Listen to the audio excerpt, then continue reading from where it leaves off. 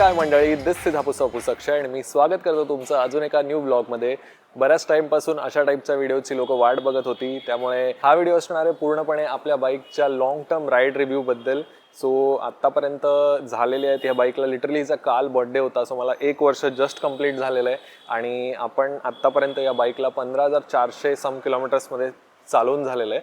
आपली 4th सर्व्हिससुद्धा मी just आता 2 दिवसापूर्वीच केलेली आहे. सो आत्ता ही गाडी पूर्णपणे टिपटॉप कंडिशनमध्ये आहे. तुम्ही ह्याचा लास्टच व्हिडिओ जो बघितला असेल तो 4th सर्व्हिसचा होता. आणि आत्ता ह्या बाईकबरोबर मी लिटरली हे 15,400 मधले 2,000 सोडले तर बाकी ऑलमोस्ट मी फक्त हायवे टुरिंग केलेलं आहे. प्लस काही सिटी राईडचा पण रिव्ह्यूबद्दल सुद्धा मी ह्यामध्ये बोलेन. हा पूर्णपणे डिटेल्ड राईड रिव्ह्यू असणार आहे. आत्तापर्यंतचा माझा पूर्ण ह्याच्या बद्दलचा निगेटिव्ज असो पॉझिटिव्ज असो जे काही आहे ते मी सगळं यामध्ये बोलणार आहे. त्यामुळे मे बी थोडासा व्हिडिओ हा मोठा असू शकतो, बट बघा तुम्ही लास्टपर्यंत, कारण तुम्हाला या बाईकबद्दल एकूण एक गोष्टी बऱ्यापैकी मी सांगण्याचा प्रयत्न करेन. बट बिफोर दॅट, जे कोणी पहिल्यांदा माझा हा व्हिडिओ बघतायत, माझं नाव आहे अक्षय, मी आहे हापूसचा बापूस आणि ही आपली गाडी हिमालयन, ज्याच्यावर आम्ही या चॅनलवर आम्ही पूर्णपणे मोटो व्लॉगिंग करतो. लॉंग टूर्स केलेल्या आहेत आत्तापर्यंत, काही ॲक्सेसरीज रिलेटेड गोष्टी आहेत. सो तुम्हाला तुमच्याकडे जर हिमालयन असेल किंवा तुम्ही हिमालयन घेण्याचा काही प्लॅन करत असाल तर तुमच्यासाठी हे चॅनल खूप इम्पॉर्टंट असू शकतं. ऑल्सो माझ्या चॅनलवर एक प्लेलिस्टसुद्धा आहे हिमालयन की एंट्री. सो त्या प्लेलिस्टमध्ये तुम्हाला बरेचसे गोष्टी दिसतील ह्या गाडीवर मी जे काही केलेले आहेत, ॲक्सेसरीज असो सर्व्हिसेस असो, जे काही मी ह्याच्याबद्दल केलेलं आहे त्याच्याबद्दलची माहिती जी काही तुम्हाला हवी आहे ती तुम्हाला त्या व्हिडिओजमधून नक्की मिळू शकते. सो प्लीज चेकआउट दॅट आणि तुम्हाला जर आवडली असेल तर प्लीज सबस्क्राईब करा. आणि आत्ता आपण या व्हिडिओला स्टार्ट करूया. सो 15,400 किलोमीटर्स झालेले आहेत आपल्या गाडीला. 4th service free, 4 service complete झालेल्या आहेत. आत्तापर्यंत मी ह्याच्यावर एक लडाख टूर केलेली आहे, महाकुंभची टूर केलेली आहे. This is around 3,000 kilometres. Plus इकडच्या तिकडच्या गावाच्या जाण्याच्या विदिन महाराष्ट्रवाले टूर्स अराउंड 800-1000 किलोमीटर्सवाल्या सुद्धा खूप साऱ्या केलेल्या आहेत. लडाखची एकच टूर होती which was 6,000 kilometres from Mumbai till Ladakh and back. So तुम्ही माझे लडाख किंवा राईडचे ओव्हरऑल राईडचे व्हिडिओज पण बघू शकता, ज्यामध्ये तुम्हाला स्पेसिफिक गोष्टींबद्दल काही प्रॉब्लेम आलेले त्यावेळी राईडमध्ये असताना ह्या गोष्टीसुद्धा समजू शकतात. आणि बाकीच्या ॲक्सेसरीज आणि ह्या सगळ्या गोष्टींसाठी तुम्ही हिमालयन की एंट्री या प्लेलिस्टमध्ये जाऊन वेगवेगळ्या गोष्टी बघू शकता. So that will help you a lot. Starting now with very specific, जे की आहे बाईकच्या इक्विपमेंटबद्दल. जे फॅक्टरी फिटेड इक्विपमेंट आहे त्याबद्दल आपल्याला काही प्रॉब्लेम आहे का नाही आहे ह्याबद्दल आपण स्टार्ट करूया. Starting with the suspension. ह्या गाडीचे suspension are the best in the class. Like मी माझ्या काही फ्रेंड्स आहेत ज्यांच्याकडे आफ्रिका ट्विन आहे आणि एकाकडे 1250 GS वगैरे आहे.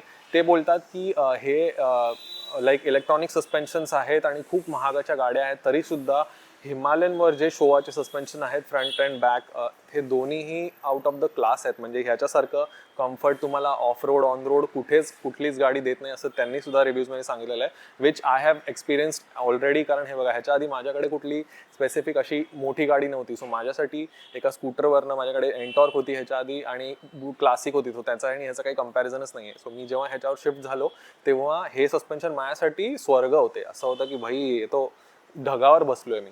ह्याचं जे बॅक सस्पेन्शन आहे त्यामध्ये जर तुम्ही एखादं पिलियन आणि एक सामान थोडंसं लोड केलं तर ते एवढं कम्फर्टेबल होऊन जातं की ते प्लश होऊन जातं एकदम, आणि मग तुमची राईड एवढीच मस्त असते.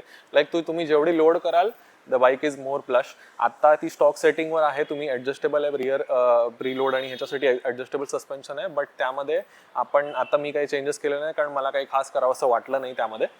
बाकी फ्रंट सस्पेन्शन सुद्धा बेस्ट आहे. तुम्हाला अशा पॉईंटला तुम्ही एका खराब पॅचमधनं जात असाल तेव्हा खड्डे आणि असे ग्रॅव्हल पॅचेस आहेत, काही असो, गाडी ग्लाईड करत जाते, अशी ग्लाईड करत, काही समजतच नाही आपल्याला त्याच्यावर. जसे तुम्ही ती रोल्स रॉयस कारची ॲड बघितली असेल की गाडी अशी असते आणि टायर फक्त हलत असतात, तसा प्रकार या गाडीचा, की you will never feel a bump in this. Suspension नंतर सेकंडली आपण बोलू शकतो टायर्स आणि रिम्सबद्दल. सो आत्ता माझ्याकडे गाडीवर स्टॉक रिम्स आहेत. आहेत. आता या गाडीसाठी ट्यूबलेस रिम्ससुद्धा येतात, बट मी जेव्हा गाडी घेतलेली मी पहिल्याच मंथमध्ये त्याला SDT कस्टम्सकडनं वे टू स्पीडचं ट्यूबलेस सोल्युशन करून त्याला ट्यूबलेस करून घेतलेली रिमला. सो आत्ता हे टायर भलेही स्टॉक रिमवर असले तरी ते ट्यूबलेस आहेत, ज्याचं कॉस्टिंग मला पडलेली अराउंड 8,000 रुपये. आणि त्यावर ही गाडी आत्तापर्यंत म्हणजे 1 वर्ष झालेलं आहे आणि इट इज लाईक स्मूथ. काही त्याच्यामध्ये अजूनपर्यंत प्रॉब्लेम आला नाही आहे. पंक्चरशी रिलेटेड असो, हवा जाण्याशी असो, काही नाही, काहीच प्रॉब्लेम आलेला नाही आहे. फक्त ह्या ट्यूबलेस कन्व्हर्जनचा एकच पॉईंट असतो की तुम्ही ट्यूबलेस जर कन्व्हर्जन केलं तर तुम्हाला व्हील अलाइनमेंट मोस्टली करता येत नाही. सो तुमचा जर टायर थोडासा व्हील आउट वगैरे झाला तर तुम्हाला मोस्टली ज्याच्याकडनं तुम्ही करवलं त्याच्याचकडे जायला लागेल. कारण काय असतं, जेव्हा आपण ट्यूबलेस करतो त्याच्या अराउंड एक सोल्युशन लागतं आणि त्याचे जे स्पोक्स जिथे कनेक्ट होतात तिथे एक सिलेंट होऊन जातं. सो जेव्हा आपण आउटसाईडने जेव्हा स्पोक्स टाईट करायला व्हील अलाइनमेंट करायला जातो तेव्हा ते आतल्या साईडचं जे सिलेंट आहे जे आता ऑलरेडी कडक झालेलं आहे ते तुटायचे चान्सेस असतात. त्यामुळे मी सेकंड सर्व्हिसला, थर्ड सर्व्हिस, फोर्थ सर्व्हिसला एव्हरी टाइम जेव्हा सर्व्हिस सेंटरवाल्यांनी मला सांगितलं की व्हील अलाइनमेंट करायचं आहे तर तेव्हा मी त्यांना नाही सांगितलेलं. आत्ताही सुद्धा 3 दिवसांआधी सुद्धा मी चौथी सर्व्हिस केली तेव्हाही ते मला बोललेले की तुम्हाला व्हील अलाइनमेंट करायला लागेल, बट मी तेव्हा सुद्धा त्यांना नाही सांगितलं.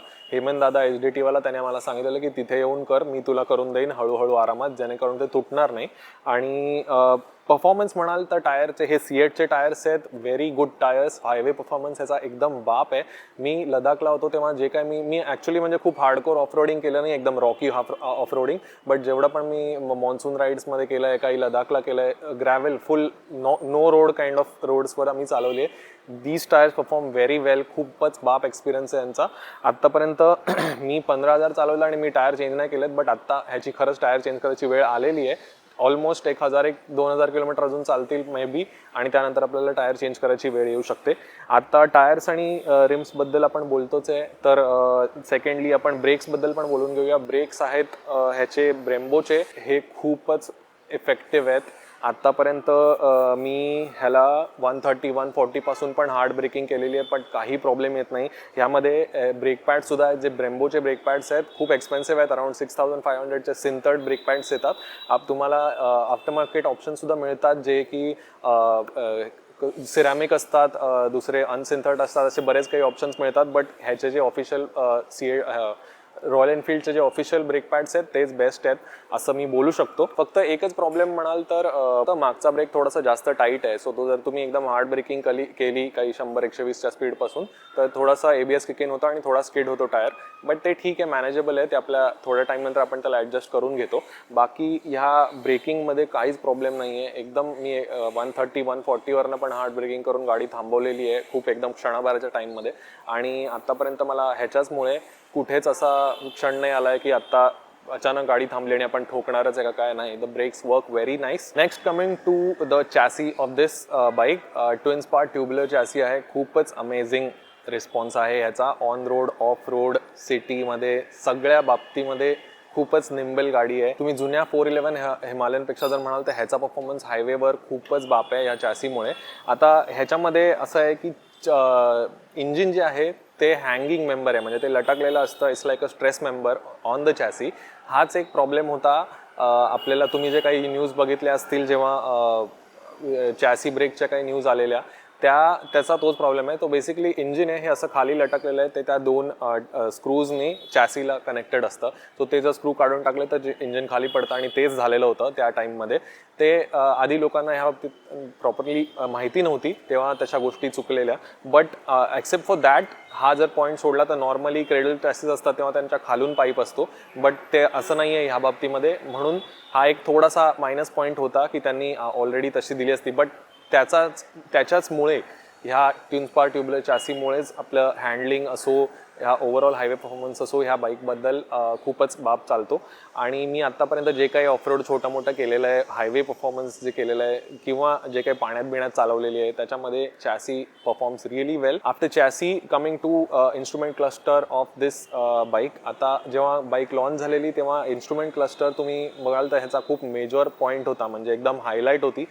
जे की आहे सुद्धा चांगलं.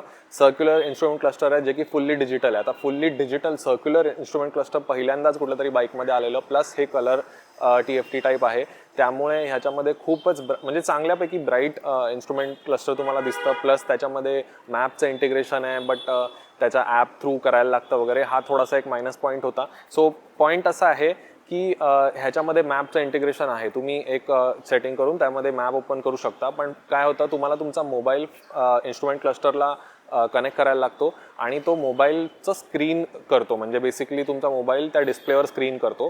त्याच्यात एकच पॉईंट असा आहे की तुम्हाला मोबाईल तुमचा कंटिन्युअसली ऑन ठेवायला लागतो. तर तो एक थोडासा मायनस पॉईंट आहे, कारण मोबाईल ऑन राहिला जर कंटिन्युअस राईड करताना, जरी आपण चार्जिंगला लावून ठेवला असेल तरी तो खूप हीट होतो. माझा एक व्हिडिओ आहे, मी तुम्हाला दाखवतो. फर्स्ट राईड रिव्ह्यू, जेव्हा माझा फोन लिटरली डेड झालेला, मी ह्याच्यावर मॅप लावलेला आणि 100 किलोमीटर्सच्या आसपासच तो पूर्णपणे डेड झालेला.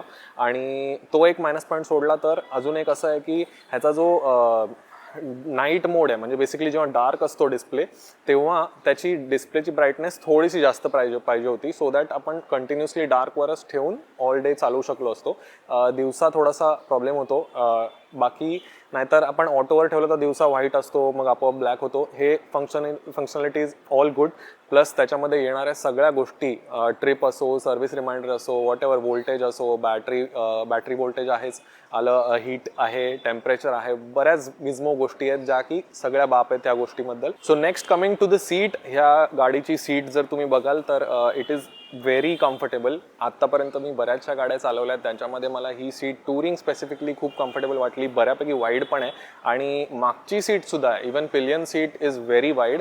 नॉर्मली एवढी खूप कमी गाड्यांमध्ये तुम्हाला बघायला मिळतं की बऱ्यापैकी कम्फर्टेबल पिलियन सीटसुद्धा आहे. थोडंसं अजून सॉफ्टर करता आली असती, पण त्यासाठी आता त्यांनी ॲक्सेसरीज दिलेल्या आहेत की टुरिंग सीट आहे, त्यामध्ये थोडा बेटर डेन्सर फोम आहे, तो थोडा कम्फर्टेबल आहे अजून. बट मला ही सीट चालली, मला काही प्रॉब्लेम नाही आहे. This is a very comfortable seat. Plus ह्याच्यामध्ये सीटमध्ये तुम्हाला हाईट ॲडजस्टमेंट मिळते. सो स्टार्टिंग बेस मॉडेल जे येतं आपल्याला जे गाडी घेताना 825mm टू 845mm ची ॲडजस्टमेंट मिळते. आता माझ्यासाठी 845mm टुरिंगसाठी खूपच मस्त वाटतं मला, कारण आपला जो रायडिंग ट्रायंगल आहे तो खूप बेटर बनतो. हा जो आपला अँगल असतो तो हाईट जास्त केली तर आपला तो अँगल खूप बेटर बनतो आणि आपल्या गुडघ्याच्या जॉईंटमध्ये काही त्रास होत नाही. आणि मी नॉर्मली सिटीमध्ये असताना मी 825वर ठेवतो आणि बाहेर जाताना मी 845 करतो. सो मला ती ॲडजस्टमेंट खूपच इम्पॉर्टंट वाटते आणि खूप चांगली काम पण करते ती. It's a very Nifty feature. Secondly आता आपण येऊया तर हेडलाईटकडे. हेडलाईट ही नसल्यातच जमा आहे. Literally there is no throw. म्हणजे तुम्ही स्टार्ट कराल रात्रीच्या वेळी सिटीमध्ये, तुम्हाला कधी कळणार पण नाही. जर आजूबाजूच्या लाईट्स चालू असतील कुठे सिटी लाईट्स, तर तुम्हाला कळणारच नाही की तुमची हेडलाईट चालू आहे. जस्ट फॉर नेम सेक त्यांनी अशीच दिली आहे आणि विच इज व्हेरी बॅड. आणि स्टील ते सगळ्या मॉडेल्समध्ये हीच हेडलाईट देत सुटले आहेत. But I don't know, but ठीक आहे, आपल्याला त्याच्यामुळेच हे असे ऑक्सलाईट्स आफ्टर मार्केट लावायला लागतात. आपण लावलेले आहेत रॉस्टोनचे रेग्युलर्स 40R, हे अराउंड 14,500ला आपल्याला पडलेले. ऑल इक्विपमेंट, म्हणजे त्याचा स्विच आला, रिले आला, सगळं ओव्हरऑल सगळे इक्विपमेंट आपल्याला 14,500ला पडलेलं. ते झाल्यानंतर ह्याचे आले मिरर्स. तर इक्विपमेंट वाईज दोन गोष्टी ह्यामध्ये. सीटमध्ये एक पॉईंट राहून गेला. ह्याच्या सीटमध्ये जेव्हा तुम्ही इथे बघाल, दिस इज असं स्लोपी फ्रंटला त्याचा असा डिप आहे, डिप. तर त्याच्यामध्ये काय होतं की कधी कधी तुम्ही, म्हणजे मला नॉर्मली असं होतं की मी सारखं त्या डिपमध्ये पडल्यासारखं होतं, म्हणजे मला सरकायला होतं पुढे आणि ते थोडं अनकम्फर्टेबल आहे. सो जर मी आफ्टर मार्केट त्याला थोडंसं ॲडजस्टमेंट करून घ्यायचं ठरलं तर मी त्याला थोडंसं फ्लॅट बनवेन आणि थोडी अजून सॉफ्टर करेन. हे आपण करू शकतो. हा एक खरंच पॉईंट इम्पॉर्टंट आहे जो तुम्हाला या सीटमध्ये लक्षात घेण्यासारखं आहे. जर तुम्ही टुरिंग सीट घेतली जी रॉयल एनफिल्डचीच येते, तर त्यामध्ये हे थोडंसं सॉल्व्ह होतं, कारण ती सीट बऱ्यापैकी अशी फ्लॅट आहे, तर ती जरा अजून ह्याच्यापेक्षा कम्फर्टेबल असू शकते. मी बोलत होतो मिरर्सबद्दल. तर मिरर्स ह्याचे एकदमच बकवास आहेत. म्हणजे खूपच छोटेसे मिरर्स आहेत जे की आपल्याला अजिबातच काही कामाचे नाही आहेत. म्हणजे एकदमच छोटंसं दिसतं. त्यात ऑलमोस्ट आपला हा पार्ट आहे जो हाताचा एंडचा पार्ट थोडाफार दिसत असतो आणि मग त्याच्यातनं एकदमच छोटंसं दिसतं. सो माझा प्लॅन होता ह्याच्यावर एक दुसरे काही मिरर्स ट्राय करायचा. तो आता मी एक तर पल्सर 200 NSचे एक मिरर्स येतात आफ्टर मार्केट आणि अव्हेंजरचे मिरर्स येतात, तर त्या दोघांपैकी एक काहीतरी मी स्विच करेन. नॉर्मली काही लोक डबल टेक मिरर्स वगैरे पण लावतात. डबल टेक मिरर्स ॲडजस्टेबल असतात, ते आपण असे आत करून ठेवू शकतो, असं बरंच काय काय असतं, बट ते महाग पण असतात. कॉपी घेतलं तर तेवढं काम नाही करत. कॉपी डबल टेक मिरर्स आहेत ते लगेच लूज होऊन जातात आणि मग ते पडत राहतात. त्यापेक्षा मग अव्हेंजर्सचे मिरर वगैरे लावलेत तर ते बेस्ट चालून जाईल. So next coming to the tail section of this bike. आता टेल सेक्शनला तुम्ही जर बघाल तर टेल लाईट हे जे आहे ही आपल्या साईड इंडिकेटर्समध्येच इंटिग्रेटेड आहे. हे फीचर BMWs वगैरे अशा मोठ्या बाईक्समध्ये बघायला तुम्हाला मिळतं की त्याच्यामध्ये टेल लाईट्सच नसतात, फक्त इंडिकेटर लाईट्समध्येच टेल लाईट इंटिग्रेटेड असते. आता ह्याचा प्लस अँड मायनस आहेत. काही लोकांना आपल्या नॉर्मली कळणार पण नाहीत की ते खरंच चालू आहेत का नाही, कारण आपल्याकडे नॉर्मली लोक फ्लॅशर्स असे चालवून ठेवतात टेल लाईट्समध्ये की ते चालूच राहतात कंटिन्युअस आणि मग त्याचा इरिटेशन मागच्या लोकांना होत राहतं. बट हे तशाच टाईपचं आहे.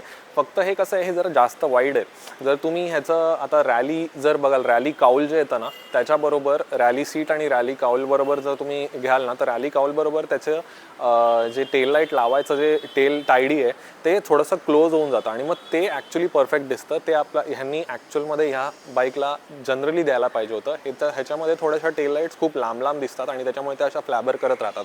जेव्हा आपण नॉर्मली कुठल्याही रोडवरनं जात राहतो तर दर दर असं फ्लॅबर करत राहतात. But that's okay. It's a very good new feature. म्हणजे फर्स्ट इन क्लास म्हणाल तर तसं बोलायला हरकत नाही, कारण it's a very new feature, पहिल्यांदाच बघायला मिळालेलं आहे, which is okay. Coming next to the exhaust note. आता तुम्ही एक्झॉस्ट बघितला तर एवढासा स्लीक एक्झॉस्ट आहे, छोटासा पाण्याच्या बाटलीसारखा एक्झॉस्ट आहे आणि एकदम मस्त साऊंड आहे. थोडंसं रॉयल एनफिल्डचा थंब पण आहे, दगदग दगदग, एकदम दगदग नाही बट चांगली थंप आहे त्याच्यामध्ये, जी आता नवीन जे सिरीज इंजिनमध्ये कॉमन बघायला मिळते. प्लस आयडलवर किंवा थोडासा रेस कराल तुम्हाला विस्लिंग साऊंड पण मिळतो. सो थोडासा टुरिंग स्पेसिफिक त्याचा विस्लिंग साऊंड पण चांगला येतो.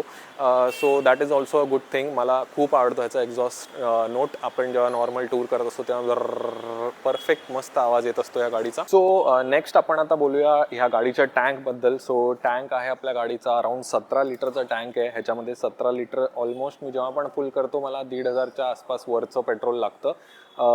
पण 17 लिटरच्या टँकमध्ये तुम्हाला एवढी मस्त रेंज मिळते. मी जेव्हा एकदमच कामली चालवतो अराउंड 80, 90, 100च्या स्पीडमध्ये आपण चालवत असतो, जेव्हा आपण ग्रुपमध्ये असतो तेव्हा मोस्टली सगळ्यांना धरून चालायला लागतं, तेव्हा आपण एकदम कामली जेव्हा चालवतो त्यावेळी या गाडीने मला लडाखच्या टाईममध्ये सुद्धा, इवन महाकुंभच्या टाईममध्ये, प्रयागराजच्या टाईममध्ये सुद्धा एका टाईमला 495 सम म्हणजे ऑलमोस्ट 500ची रेंज दिली आहे एकेका पॉईंटला ह्या गाडीमध्ये. तुम्ही थोडंसं बेटर चालवलं म्हणजे 110, 120च्या पुढे असं जर कंटिन्युअसली चालवाल तर थोडा ॲव्हरेज कमी होत जातो. बट टेक्निकली बोलाल तर 30+ ॲव्हरेज ह्या गाडीमध्ये नेहमी मिळतो मला.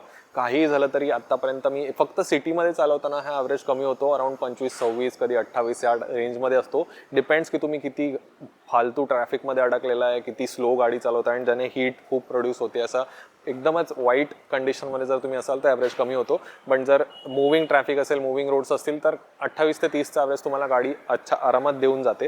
आता सेकंडली याल तर ह्या सगळ्या हँडल बार आणि ह्या इक्विपमेंटबद्दल बोलूया. तर पहिल्या सगळ्यात बोलाल तर हे सगळे जे बटन्स आहेत हे बऱ्यापैकी चांगले टॅक्टाईल बटन्स आहेत.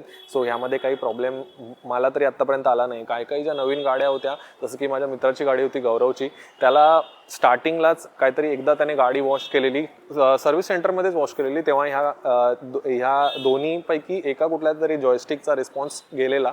लकीली आपल्या गाडीमध्ये आतापर्यंत असा काही प्रॉब्लेम आला नाही आहे. फक्त एकच ड्रॉबॅक ह्याच्यातला बोलाल तर ह्याची जी जॉयस्टिक आहे ना ती थोडीशी वियर्ड आहे. तर ते तुम्हाला असं म्हणजे त्याचा एक जर त्याला वर खाली साईड आणि सेंटर असे 5 त्याचे बटन्स आहेत, तर त्याला ना आपल्याला फरकच कळत नाही की हे वर आहे, खाली आहे, मध्ये आहे, कुठे आहे हे कळत नाही. आणि ग्लोव्ज बीज घातलेले असतील तर ते थोडंसं मूव्ह करायला थोडं डिफिकल्ट जातं. बट ठीक आहे, त्याचा एवढा एक जस्ट नेट पिकिंग सारखा प्रकार आहे. मे बी रॉयल एनफिल्ड थोडं पुढच्या नवीन गाड्यांमध्ये त्याला ॲड्रेस करतील आणि थोडी बेटर जॉयस्टिक देतील. Also coming to the ride by wire technology. Ride by wire म्हणजे हे जे ॲक्सेलरेशन आहे हे वायर बेस नाही आहे. आपल्याला नॉर्मली तुम्ही ज्या स्प्लेंडर बिंडर ह्या सगळ्या जुन्या गाड्या असायच्या, इवन पल्सर्सपर्यंत अशा काही गाड्या होत्या ज्यामध्ये हे जेव्हा आपण ॲक्सिलरेट करतो तेव्हा एक वायर असते जी खाली कार्बोरेटरवर असते, ती खेचली जाते आणि मग आपल्याला ॲक्सिलरेशन मिळतं. पण ह्या गाडीमध्ये राईड बाय वायर आहे, जेणेकरून वायर नसते. इट्स जस्ट अ टेक्नॉलॉजी की तुम्ही ते एक सिग्नल पाठवतं खाली आणि ते डायरेक्टली तेवढ्याच लेवलचं ॲक्सिलरेशन आपल्याला मिळतं. हे डिजिटल म्हणजे ऑटोमेटेड टेक्नॉलॉजीसारखा प्रकार आहे. मी आता ह्याच्या आधीपर्यंत ह्या टाईपचं राईड बाय वायर कुठल्याच बाईकमध्ये चालवलं नव्हतं. सो माझ्यासाठी हे खूपच मोठा अपग्रेड होता आणि इट वर्क्स व्हेरी गुड. लोक बोलतात की KTMचं राईड बाय वायर ह्याच्याहून थोडं बेटर आहे, but I don't find any problem in this. हा एक प्रॉब्लेम होता की राईड बाय वायर जर दिलं तर त्यांनी क्रूज कंट्रोल द्यायला पाहिजे होता, जो की आत्ताच्या नवीन KTMsमध्ये आलेला आहे. पण हे लोक तेव्हाच देऊ शकत होते कारण राईड बाय वायर होता आपल्याकडे, तर they could have used it, but ते chose not to. Maybe price वाढली असती वगैरे, त्या सगळ्या इश्यूजमुळे त्यांनी नाही बोलले असतील. But anyway it's a very good thing. Secondly coming to the handle bar. आता हँडल बार म्हणाल तर तुमचा साईड्समध्ये नॅरो आहे, मध्ये फक्त थोडंसं जाड हँडल बार आहे. तर त्याच्यामध्ये आय डोंट नो, म्हणजे त्यांनी त्या जॉईंट्सवर मे बी जास्त, जसं आपण ऑफ रोडिंग वगैरे करतो तर तेव्हा पूर्ण प्रेशर हँडल बारवर असतं आणि आपण उभे असलो जर सॅडलिंग करत असू तर पूर्णपणे हँडलवर आणि आपल्या पामवर प्रेशर असतं. तर त्यावेळी तो आपला जो जर्क आहे ते बम्प सहन करण्यासाठी त्यांनी मध्ये रिएन्फोर्स जाड हँडल दिलं आहे, ज्याचा मला काही प्रॉब्लेम नाही. थोडासा अजून वाईड असता तर अजून बेटर झाला असता, पण आणि मेनली थोडासा खाली वाटतो मला माझ्या हाईटसाठी, कारण मी आहे ऑलमोस्ट 6'1". तर मला हे जरा ह्याची हाईट थोडी खाली वाटली, तर मी त्यामध्ये मोटोटॉकचे हँडल बार रायझर्स लावलेले, जे की मला कॉस्ट केलेले अराउंड 1600 रुपये. आणि आता ते लावल्यानंतर माझं पोस्चर एकदम परफेक्ट आहे, जसं मला हवं आहे तर तसंच चालू आहे. Coming to the stability of this bike, आता तुम्ही जसं मी तुम्हाला बोललो की चॅसी एवढी मस्त आहे की त्यामुळे हायवे परफॉर्मन्समध्ये स्टेबिलिटी एकदम मस्त असते. प्लस तुम्ही थोडी जास्त लोड केली तर ही गाडी रस्ता कधी सोडणारच नाही, just stable as it is. गाडी जाऊ दे, बाजूने ट्रक जाऊ दे, विमान जाऊ दे, काही पण होते, गाडी रस्ता सोडत नाही, गाडी जशा तशी स्ट्रेट चालत राहते. परफॉर्मन्समध्येच असं म्हणाल तर ह्याच्यामध्ये काही व्हायब्रेशन्स आहेत का, किंवा असं जर तुम्हाला काही डाऊट असेल तर 95 to 105 110 पर्यंत थोडेफार व्हायब्रेशन जाणवतात. व्हायब्रेशन नाही म्हणता येणार, त्याला एक बज असतो छोटासा, म्हणजे जुन्या गाड्यांसारखं आपलं नाही आहे की रॉयल एनफिल्डच्या क्लासिक्समध्ये आधी असायचं तर एकदम एकदम व्हायब्रेशन आहे ज्याने हात नम पडायचे. तसं नाही आहे, एकदम मायनर बज असतो. आपण त्या एका स्वीट स्पॉटमध्ये जरी दिवसभर गाडी चालवली 90 100 किंवा 110 मध्ये तरी काही प्रॉब्लेम वाटत नाही मला. मी नॉर्मली टुरिंग करतो तर मी 100-110च्या रेंजमध्ये आपण गाडी चालवतो. थोडासा एखादा पॅच आला तर 120 टच केलं वगैरे एवढाच असतो, बट त्यापुढे आपण कधी जात नाही. आणि त्यामुळेच आपल्याला ह्या गाडीची रिफाईनमेंटचा आत्तापर्यंत काहीच इश्यू आलेला नाही. प्लस जर तुम्ही ॲक्च्युली 115 120च्या पुढे जर गाडी चालवली तर ही गाडी ॲक्च्युली खूप जास्त स्मूथ होऊन जाते त्याच्या पुढे त्या रेंजमध्ये.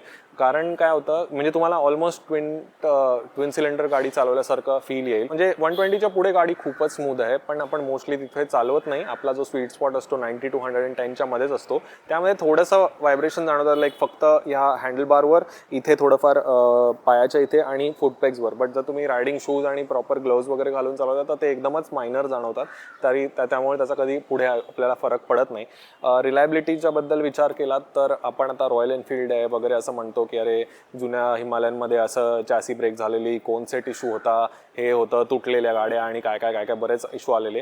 बट ते आहे ना, लिटरली तुम्हाला सांगतो 50,000 गाड्या विकल्या गेल्यानंतर 2 गाड्यांचा तो इश्यू झाला, तर मग त्यामध्ये हार्डली 0.0002%चा तो इश्यू आहे. आणि that's very marginal issue. Luckily आपल्या गाडीमध्ये आत्तापर्यंत मला एकही इश्यू जाणवला नाही आहे, जे काही म्हणजे जे वॉरंटीमध्ये रिपेअर करण्यासारखं असेल असं काहीच नाही. Not even with the electric switches किंवा टायर्स असो, काय रिम्स असो, कशाचाही काही मला इश्यू आत्तापर्यंत जाणवलेला नाही आहे. सो रिलायबिलिटी वाईज पण व्हेरी गुड. म्हणजे मी रॉयल एनफिल्डला अप्रिशिएट करेन की ही त्यांनी एक बेंचमार्क सेट केलेला आहे त्यांच्यासाठी, स्वतःसाठी, की आता ह्याच्यापेक्षा बेटरच गाड्या बनवायच्या आहेत. सो हे एक प्लस पॉईंट असेल. तो रिफाईनमेंटबद्दल बोलतोच आहे तर आपण एका प्रॉब्लेमबद्दल पण बोलूया, विच इज इंजिन हीटिंग. हा एकच मला असा ड्रॉबॅक वाटला ह्याबद्दलचा की जेव्हा ही गाडी नॉर्मल सिटी ट्रॅफिकमध्ये असते किंवा स्टॉप अँड गो ट्रॅफिकमध्ये असते, इव्हन टुरिंगच्या वेळी जेव्हा आपल्याला कधी थांबायला लागतं थोडंफार, तेव्हा इंजिनमधनं हीट खूप जास्त येते. आता भलेही ही गाडी रॉयल एनफिल्डची पहिली लिक्विड कूल्ड गाडी आहे, रेडिएटर वगैरे आहे, प्रॉपर आहे सगळं, बट तरीसुद्धा आपल्याला राईट साईडमध्ये हीट खूप जास्त जाणवते, पाय पूर्ण भाजला जातो. सो असं आहे की आत्ता मी जसं शॉर्ट्स घालून आहे तसं जर मी स्लिपर आणि शॉर्ट्सवर जर गाडी चालवायला गेलो तर आत्ता सिटीमध्ये लिटरली इथून बाहेर काढा, 2 ते 5 मिनिटात मी एका सिग्नलला थांबलो तर मला तिथून पुढे हीटिंग जाणवायला लागेल या गाडीमध्ये. सर्व्हिस कॉस्ट आणि हिस्ट्रीबद्दल जर बोलायला गेलात तर मी सांगतो आत्तापर्यंत ह्याची सर्व्हिस खूपच चीप आहे. म्हणजे ह्याचं जे ऑइल आहे 10W40 सेमी सिंथेटिक ऑइल आहे, अराउंड 1150 रुपीजचं तुम्हाला पडतं. जरी तुम्ही एव्हरी सर्व्हिस चेंज केलं तरीसुद्धा, टॉपअप केलात तर 300 रुपयाला वगैरे टॉपअप होऊन जातो. 250 रुपीजचं ऑइल फिल्टर आहे, अराउंड 280-300 रुपीजचा एअर फिल्टर आहे. हे जर तुम्ही थोडंफार जरी चेंजेस केले काही ऑइल फिल्टर बरोबर तरी जास्तीत जास्त 2000-2000च्या आतमध्ये ह्याची सर्व्हिस पुढे जात नाही. ही फ्री सर्व्हिस झाली. फ्रीच्या नंतरच्या ज्या पेड सर्व्हिस असतील तेव्हा त्यांनी मला कालच लिटरली सांगितलं ह्याबद्दल की तुम्हाला 1000 रुपये त्याचं सर्व्हिस कॉस्ट आहे. तुम्हाला 1000 रुपये फक्त लेबर द्यायला लागतं आणि बाकीच्या जे काही गोष्टी कन्झ्युमेबल जे काही लावलं, ऑइल टाकू किंवा ऑइल फिल्टर टाकू, ह्या गोष्टी ॲड ऑन होतील. बट तरीसुद्धा मला वाटतं की ह्याचा मेंटेनन्स खूपच चीप आहे. तुम्ही सिंथेटिक ऑइलसुद्धा टाकू शकता, काही प्रॉब्लेम नाही आहे. फक्त काय की थोडे काही पार्ट्स आहेत जे थोडेसे महाग वाटू शकतात, जसं की आता हे ब्रेक पॅड झाले, जर सिंथर्ड ब्रेक पॅड्स आहेत ते तुम्हाला 6,500च्या आसपास जातील. बाकी तर मला काही असा पार्ट माहिती नाही आहे ज्याची किंमत खूप आवाजच्या सवा आहे. पण आत्ता ह्याची जी आत्तापर्यंत जी काही मी सर्व्हिस केली आहे ती मला खूपच किफायती वाटली. पहिली सर्व्हिस माझी 1,800 रुपयाची होती, दुसरी 150 रुपयाची सर्व्हिस होती. काहीही केलं नाही लिटरली. 150 प्लस मी त्यामध्ये ऑइल चेंज केलेला, त्यामुळे त्याचे एक 1,300 रुपये वाढलेले असं समजू, 1,300 नाही 1,400 रुपये वाढलेले असं समजू शकतं, कारण ऑइल फिल्टरने ऑइल टाकलं गेलेलं. तिसऱ्या सर्व्हिसमध्ये मी ॲक्च्युली इंजिन बुशिंगचं थोडंफार हँडलबार बुशचं सेट चेंज केलेलं, त्यामुळे मला ती सर्व्हिस जास्त पडलेली, अराउंड 4,000 रुपये. आणि काल जी मी सर्व्हिस केली ते मला पडली 773 रुपये ओनली.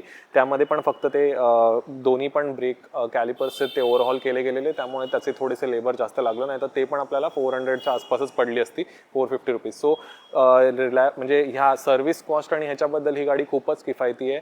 तुम्हाला काही प्रॉब्लेम येणार नाही. प्लस रॉयल एनफील्डचं सर्व्हिस नेटवर्क एवढं मोठं आहे आणि आपल्याला RSA वगैरे मिळतं, एक्सटेंडेड वॉरंटी मिळते घेतानाच, त्यामुळे इट्स ऑल फ्लॉलेस. ह्यामध्ये तुम्हाला या गाडीबद्दल एकही दृष्ट्या विचार करायची गरज नाही पडणार. आता बाईकच्या प्रॉब्लेम्सबद्दल बोलतोच आहे, तर एक सगळ्यात मेजर प्रॉब्लेम जो सगळ्या बाईक्सवाल्या ओनर्सना जाणवत होता पहिल्यांदा, जो की होता राईट साईड पुलिंग.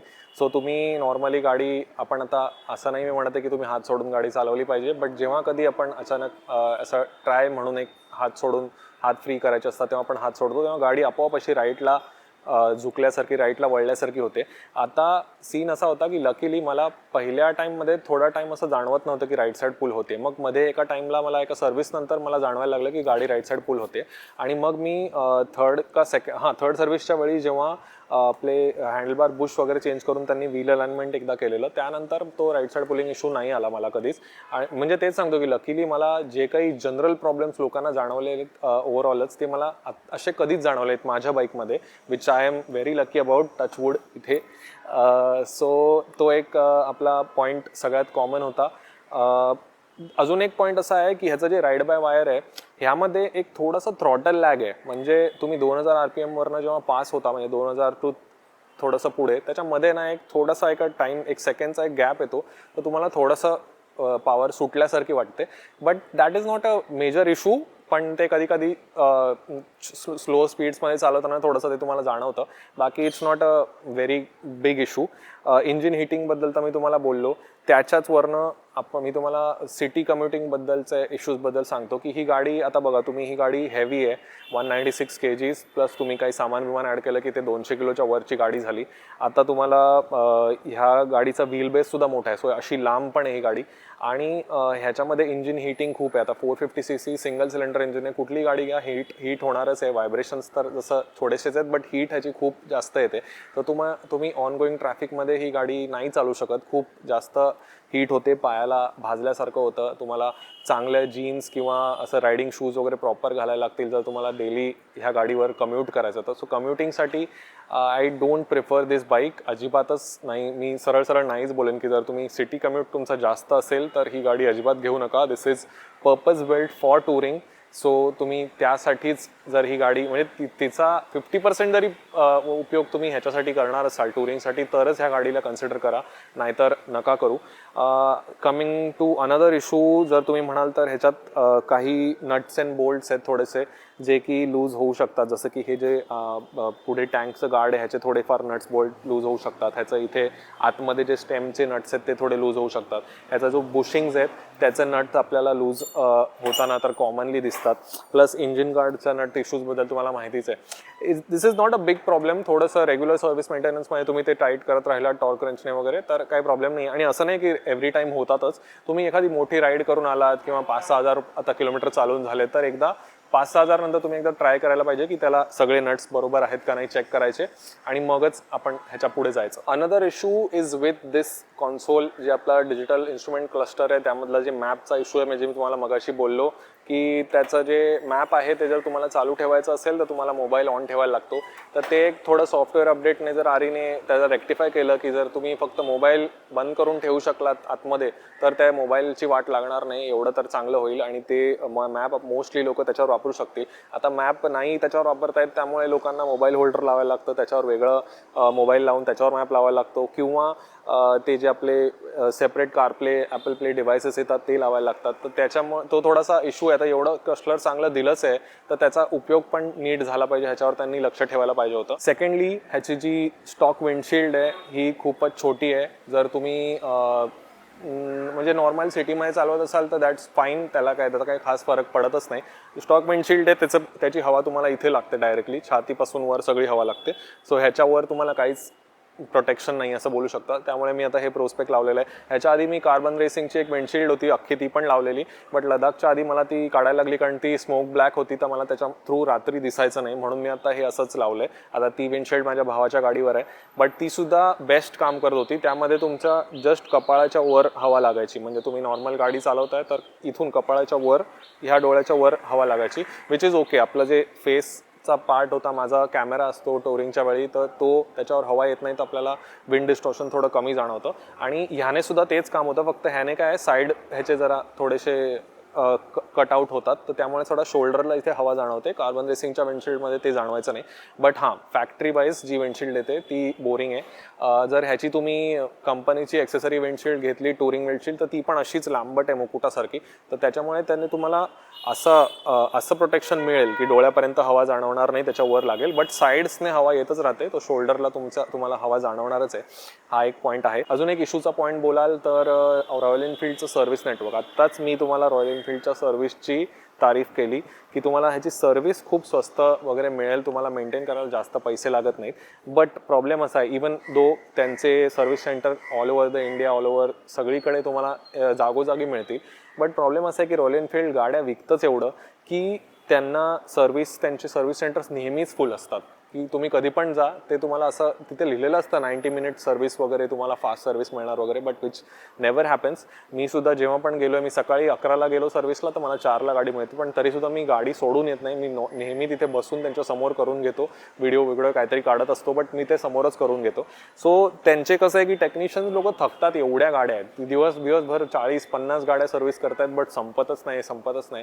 तर तो थोडासा एक इश्यू आहे रॉयल एनफिल्डच्या सर्व्हिसमध्ये, की त्यांचं सर्व्हिस जरी जास्त असले तरी त्यांना थोडी हे वाढवायला पाहिजे, म्हणजे कपॅसिटी वाढवायला पाहिजे की एका टाइमला किती टेक्निशियन काम करतात. एका टाइमला मोस्टली त्यांच्या सर्व्हिस सेंटर्समध्ये 5च त्याचे ते स्टँड्स असतात, त्याच्यावरच ते कस्टमर्स काम करत असतात, which is less. I feel 10 किंवा 15 असते आणि तेवढेच टेक्निशियन्स असते तर पटापट अजून काम त्यांचं फास्ट झालं असतं, but it's their decision. So हा एक मला छोटासा पॉईंट वाटला निगेटिव्हमध्ये. So concluding the video with one question की माझं हे जे बाईक घेण्याचं डिसिजन होतं हे बरोबर होतं का नाही, तर आय फील की this was a very right decision. मी 400 सीसीच्या 300-400 सीसीच्या आसपास एक टुरिंग स्पेसिफिक बाईक बघत होतो. मला सिटी कम्युटसाठी बाईक नको होती त्यावेळी, म्हणजे माझ्याकडे एनटॉर्क होती, त्यामुळे मला सगळं ह्या गाडीमधलं जे हवं होतं ते मला परफेक्टली मिळालं ह्या गाडीमधनं.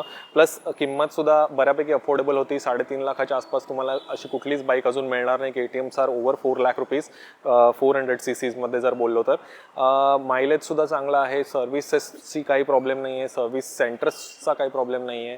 थोडाफार रिलायबिलिटी इश्यू आहे ज्या नट्स अँड बोल्ट्सचा, विच इज व्हेरी नेग्लिजिबल, तुम्ही याच्याबद्दल नाही विचार केला तरी चालेल. आणि will I recommend this bike to you? Yes, obviously. तुम्ही माझी जर्नी ह्या चॅनलवर बघितलीच असेल ह्या बाईक रिलेटेड, तर तुम्हाला कळलं असेल की मला ही बाईक खूप आवडते.